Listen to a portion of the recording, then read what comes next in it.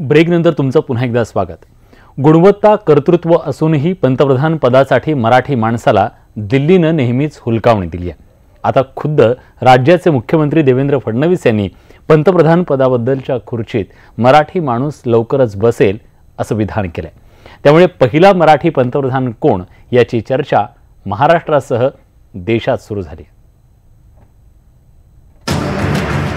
दिल्लीच्या तख्तावर मराठी माणूस बसावा हे 12 कोटी मराठी जनांचं स्वप्न 71 वर्षांनंतरही कायम आहे। 2019च्या लोकसभा निवडणुकांचे पडघम वाजू लागताच पुन्हा एकदा मराठी पंतप्रधान पदाची चर्चा रंगू लागली आहे। त्यात मुख्यमंत्री देवेंद्र फडणवीस यांच्या मराठी पंतप्रधान पदाबद्दलच्या वक्तव्यानं राजकीय धुराळा उडालाय। मराठी माणसामध्ये एक क्षमता आहे बघा, या भारतावर, अखिल भारतावर जर खऱ्या अर्थानं कोणी राज्य केलं असेल तर ते मराठी माणसानेच केलेलं आहे आणि अटके पार जाण्याची ताकद देखील मराठी माणसामध्येच आहे। त्यामुळे मला पूर्ण विश्वास आहे की 2050 पर्यंत आपल्याला एक नाही त्यापेक्षा जास्त मराठी माणसं ही देशाच्या सर्वोच्च स्थानावर दिसतील। मुख्यमंत्र्यांच्या वक्तव्यानं अनेकांच्या भुवया उंचावण्याचं कारण म्हणजे त्यांनी साधलेलं टायमिंग।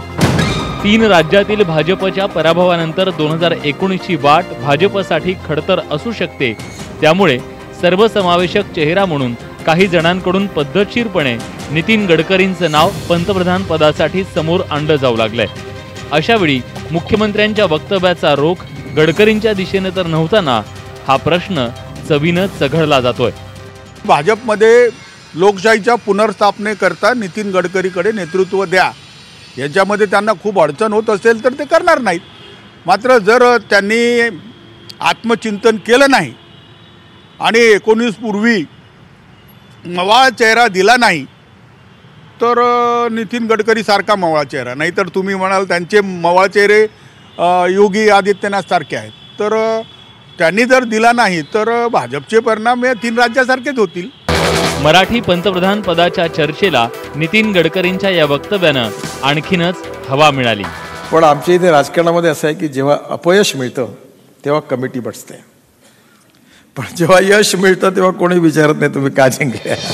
महाराष्ट्राचे मोस्ट अवेटिंग प्राईम मिनिस्टर म्हणून शरद पवार यांचं नाव कायम चर्चेत राहिलं। पवारांची महत्वाकांक्षा कधीच लपून राहिलेली नाही। 2019 मध्ये चमत्कार होऊन पवारांना संधी मिळते का याकडेही अनेकांच्या नजरा आहेत। तर मराठी पंतप्रधान व्हावा ही शिवसेनेची इच्छाही कायमच राहिली आहे। महाराष्ट्राची ताकद आहे तेवढी, आणि एक ना एक दिवस महाराष्ट्राचा माणूस, मराठी अस्सल मराठी माणूस जो शिवसेना प्रमुखांचे विचार आणेल आणि विचार सुचेल असा अस्सल मराठी।